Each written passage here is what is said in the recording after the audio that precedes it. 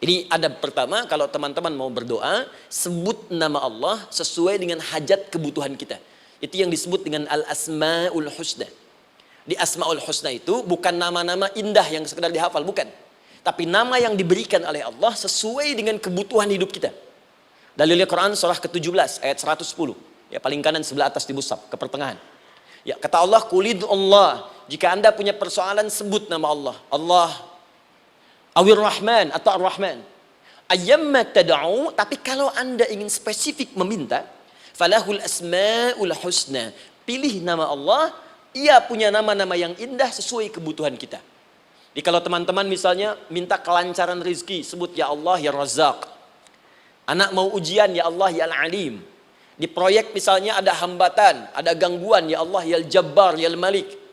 Ingin mudah mengatasi ujian, ya Allah ya Sabar. Minta. Ya, jangan semuanya disebutkan, nanti jadi beban. Ya, Allahumma ya Rahman ya Malik ya Kudus ya Sabar, gitu kan? Yang tadinya nggak punya masalah jadi punya masalah, gitu kan? Pilih salah satu. Nah, jika Anda ingin memohon pada satu hal yang mustahil menurut manusia, maka minta dengan menyebut nama Allah yang memberi tanpa batas mustahil di dalamnya. Nama Allah tersebut namanya Wahhab. Wahhab. Ya Allah, ya Wahhab. Al-Wahhab.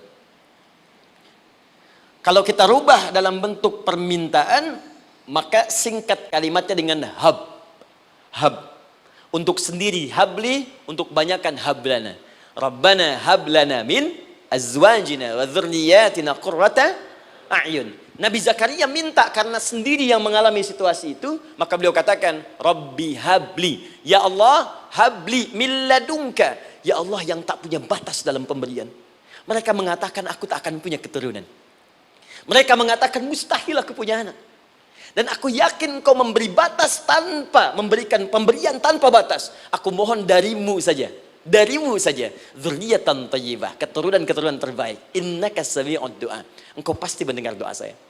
Kalau pada yang maha memohon saja, maha mendengar saja tidak mengabulkan, lantas kepada siapa lagi aku mesti minta?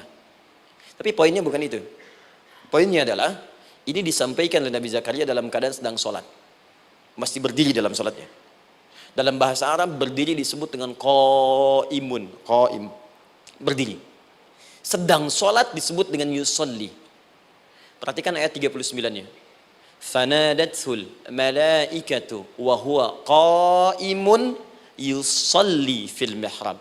Maka seketika ketika doanya selesai dipanjatkan, sholatnya belum selesai. Doanya selesai dipanjatkan, seketika datang malaikat menyampaikan, kamu dapat kabar gembira, Anda akan punya anak, bahkan namanya langsung diberikan oleh Allah, Yahya, artinya hidup.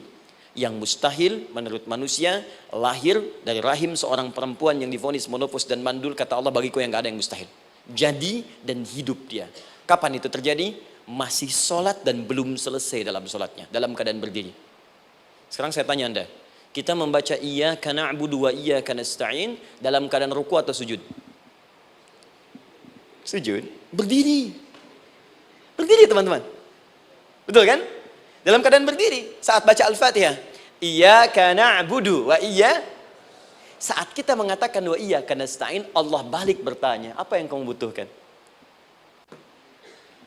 Nabi Zakaria itu sholat dulu baru minta. Kita umat Nabi Muhammad karena keutamaan nabinya, sebelum sholat udah ditunggu. Butuh apa? Mau minta apa?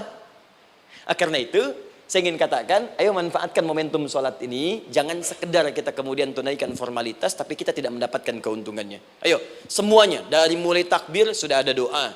Ruku ada doa. Bahkan sujud kita bisa perbanyak dalam bahasa hati kita untuk memohon kepada Allah Subhanahu Wa Taala. Jelas sampai di sini?